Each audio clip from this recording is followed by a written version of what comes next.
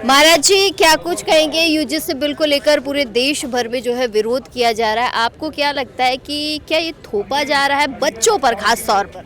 देखिए, ये तो जहर घोलने की राजनीति हो रही है। अगर उसको आप पढ़ेंगे बिल को, उसमें पहली बात ही लिखी हुई है समान अवसर केंद्र लिखा हुआ है, समता हेल्पलाइन लिखी हुई है, समता समितियाँ लिखी हुई हैं। तो अगर आप ऐसा कहते हैं कि ये लोग तो इसमें शामिल रहेंगे और ये नहीं रहेंगे, तो समता की बात तो वहीं खत्म हो जाती है। किसी भी प्रकार से कोई समता नहीं है उसके अंदर। दूसरी बात ये तो लड़ाने का कार्य हो रहा है। जब आपने पहले से एट्रोसिटी एक्ट बना रखे हैं, आरक्षण दे रखा है, इतनी व्यवस्थाएं हैं, तो यूनिवर्सिटी कॉलेज में आपको क्यों घुसना है? आपके पास अगर कोई भेदभाव करता है, गलत काम करता है, कानून ऑलरेडी आपको परमिशन दे रहा है उसके खिलाफ कार्रवाई करें। लेकिन अगर आप इसमें घुसते हैं तो मतलब आप ये चाहते हैं कि जो लोग इतने दबाव के बाद, इतनी पीड़ित होने के बाद भी अगर उत्तीर्ण करते हैं, तो आप कोई ना कोई आरोप लगा के, फंसा के उनको किसी तरह से रोक दें। तो आप ये मान के चलिए, और ये जो एट्रोसिटी एक्ट है, SC/ST एक्ट है, इसने भी ये साबित कर दिया कि इतने 70-75 वर्षों के बाद भी प्रतिभा नहीं आ पा रही है। जो दलित है वो दलित ही रह पा रहा है। उन्हीं के समाज के कुछ लोग क्रीमी लेयर में आ गए, वहीं पर वो बढ़ते जा रहे हैं, समाज बढ़ा ही नहीं आगे। तो कहीं ना कहीं समझ में आता है ये पॉलिसीज अच्छी नहीं है। ये सिर्फ समाज को लड़ाने के लिए हो रही है। सत्ता में बैठे लोग अपने सुख के लिए, अपने स्वार्थ के लिए इस तरह की रचनाएं कर रहे हैं।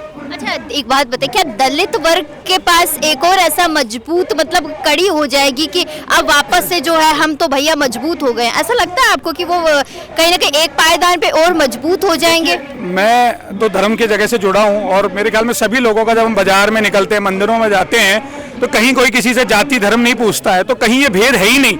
ये भेद सिर्फ अखबारों में दिख रहा है, सत्ताओं में दिख रहा है, बातों में दिख रहा है, वोटिंग में दिख रहा है। कोई फॉर्म भरा जाता है, उसमें जाति पूछी जाती है, और वैसे आप कहते हैं जाति मत पूछिए। मेरे साथ सब तरह के लोग जुड़े हुए हैं, हिंदू, मुस्लिम, सिख, ईसाई, सारी जाति के लोग, दलित, सवर्ण सब हैं, लेकिन कभी भी कोई बात इस तरह की नहीं होती।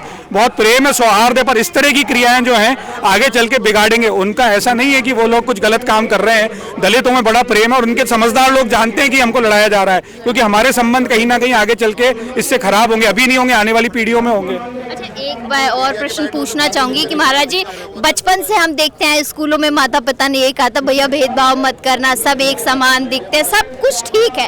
अब वही चीज, वही माता पिता बच्चों को जब कॉलेज भेजेंगे तो एक ही सवाल कहेंगे, बेटा ध्यान रखना कि कहीं कोई तुझ पर केस ना कर दे। बच्चों का भविष्य किधर है महाराज जी?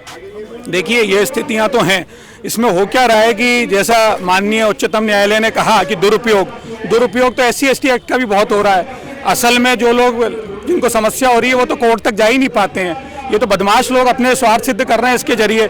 अभी आप दूसरों की बात क्यों करते हैं? हम पे ही झूठे आरोप कई बार लगाए गए, केस लगाए गए। वो तो उस समय हमारी CCTV फुटेज देख लिए गए, हमारे मोबाइल की लोकेशन देख ली गई, ये तो हमको भी फंसा दिया गया होता। तो इसका तो दुरुपयोग हो ही रहा है। और यहाँ पर जो प्रतिभावान छात्र हैं, जब यूनिवर्सिटी में पढ़ेंगे, तो उनको जब कोई देखेगा, यार इसके तो 95% आ रहे हैं, इसके पास तो हम पहुँच ही नहीं सकते, आगे निकल जाएगा, इस पर कोई ना कोई आरोप लगाओ, फंसाओ। समिति वहाँ बैठी हुई गवर्नमेंट की, वो पूरा का पूरा वो निर्णय वो करेगी, तो वहाँ निर्णय में उसको फंसाया जाएगा और वो रुक जाएगा। तो ये तरीके कहीं ना कहीं गलत है। बच्चों में भय होगा आने वाले समय में, या तो ये शिक्षण संस्थान बंद कर दो और आप जिनको पढ़ाना है उनको पढ़ाओ, बाकी सब छोड़ देंगे इसको। ऐसा करें कि जैसे आपने तिलक लगा रखा है तो ये लिखकर घूम ले, हम स्वर्ण हैं, हमसे दूर रहना, ऐसा करें? देखिए, ये शिक्षा सवर्ण नहीं दे रहा है, कहीं भी सवर्ण भेदभाव नहीं कर रहा है। मैं बार बार एक बात कहता हूँ, ऐसे बिल या लागू हो जाएंगे तो मजबूरन तो यही करना पड़ेगा ना, लिख के घूमना पड़ेगा हम स्वर्ण हैं, हमसे दूर रहे। इन कानूनों से तो ये लग रहा है अछूत सवर्ण है, अछूत दूसरे वर्ग नहीं है। हम लोग अछूत, हमको दूर किया जा रहा है सबसे,